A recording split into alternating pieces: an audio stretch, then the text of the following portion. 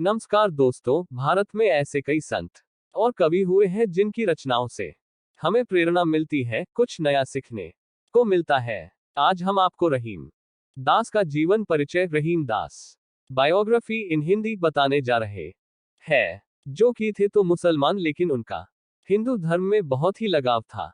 रहीम दास जी हिंदी साहित्यिक जगत के महान कवियों में से एक थे। रहीम दास जी का पूरा नाम अब्दुल रहीम खान ए खाना है। रहीम दास जी एक कवि के साथ साथ अच्छे सेनापति, आश्रयदाता, दानवीर, कूटनीतिज्ञ, कलाप्रेमी, साहित्यकार और ज्योतिष भी थे। रहीम दास जी मुगल बादशाह अकबर के नवरत्नों में से एक थे। रहीम दास जी अपने हिंदी दोहों से काफी मशहूर भी थे और इन्होंने कई सारी किताबें भी लिखी थी। इनके नाम पर पंजाब में एक गांव का नाम भी खानखाना रखा गया है। रहीम दास का जन्म और परिवार, रहीम दास जी का पूरा नाम अब्दुल रहीम खान ए खाना है और इनका जन्म 17 दिसंबर 1556 को लाहौर में हुआ था, जो लाहौर अभी पाकिस्तान में स्थित है। इनके पिता का नाम बैरम खान और माता का नाम सुल्ताना बेगम था। बैरम खान एक तुर्की परिवार से थे और हुमायूं की सेना में शामिल हो गए थे। बैरम खान अकबर किशोरावस्था में संरक्षक के रूप में भी थे।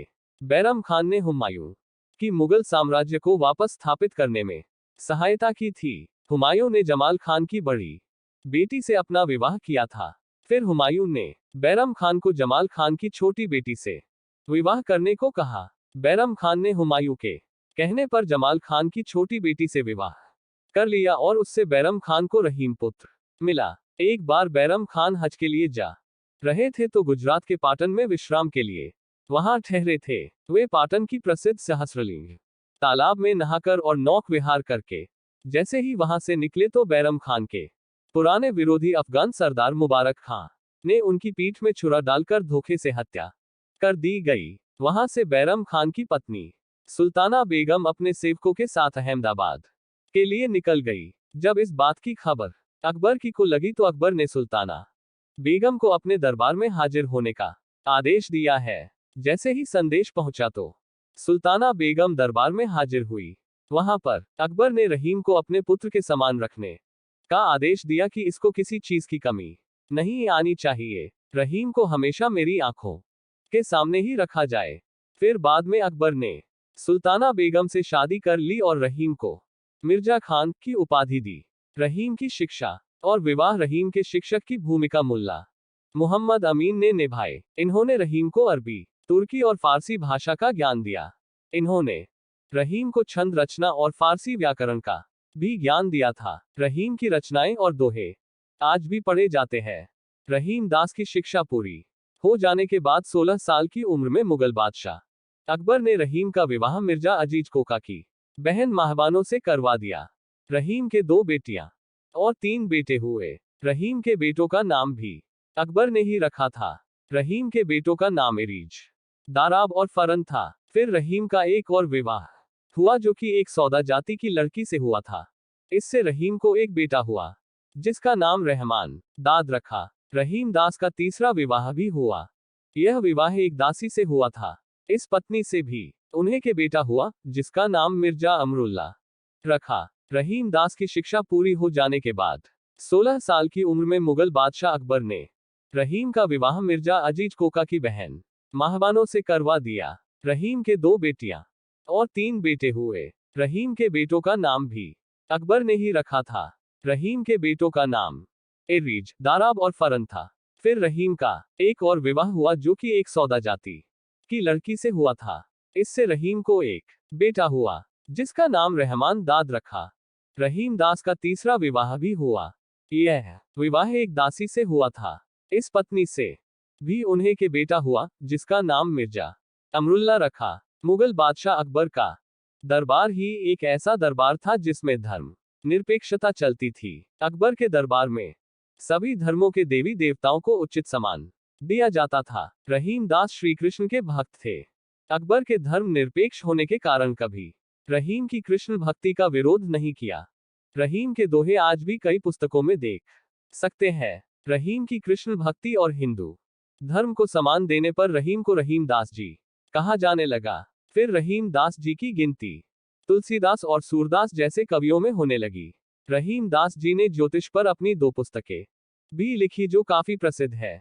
उनका नाम कौतुकम और द्वाविष्ट योगावली है। रहीमदास का साहित्यिक परिचय। भक्तिकाल के समय में रहीम का हिंदी साहित्य में बहुत ही महत्वपूर्ण स्थान रहा है। रहीम जी ने अपने जीवन काल में संस्कृत, अरबी, हिंदी, फारसी जैसी कई भाषाओं का बहुत अच्छे तरीके से अध्ययन किया। रहीम जी राज दरबार में कई पदों पर कार्यरत थे, लेकिन इन पदों के कार्यभार संभालने के साथ ही साहित्य में भी अपना योगदान देते थे। रहीम जी एक प्रभावशाली व्यक्तित्व वाले व्यक्ति थे, जो काव्य, संगीत, हाजिर जवाबी और स्मरण शक्ति में बहुत ही मर्मज्ञ थे। रहीम जी एक योद्धा होने के साथ ही अच्छे दानवीर भी थे। रहीम दास जी ने अपनी कविताओं में रहीम का प्रयोग नहीं करके रहीमन का प्रयोग अधिक किया है। रहीम जी काव्य जगत और इतिहास में अब्दुल रहीम खानखाना नाम से अधिक प्रसिद्ध है। रहीम जी एक बात जो उन्हें सबसे अलग थी कि वो एक मुसलमान होते हुए भी भगवान श्री कृष्ण के बहुत भक्त थे। उनकी काव्य रचनाओं में भक्ति, प्रेम, नीति और श्रृंगार रस आदि का अधिक समावेश है। बैरम खान एक तुर्की परिवार से थे और हुमायूं की सेना में शामिल हो गए थे। बैरम खान अकबर किशोरावस्था में संरक्षक के रूप में भी थे। बैरम खान ने हुमायूं की मुगल साम्राज्य को वापस स्थापित करने में सहायता की थी। रहीमदास का साहित्यिक परिचय। भक्तिकाल के समय में रहीम का हिंदी साहित्य में बहुत ही महत्वपूर्ण स्थान रहा है। रहीम जी ने अपने जीवन काल में संस्कृत, अरबी, हिंदी, फारसी जैसी कई भाषाओं का बहुत अच्छे तरीके से अध्ययन किया। रहीम जी राज दरबार में कई पदों पर कार्यरत थे, लेकिन इन पदों के कार्यभार संभालने के साथ ही साहित्य में भी अपना योगदान देते थे।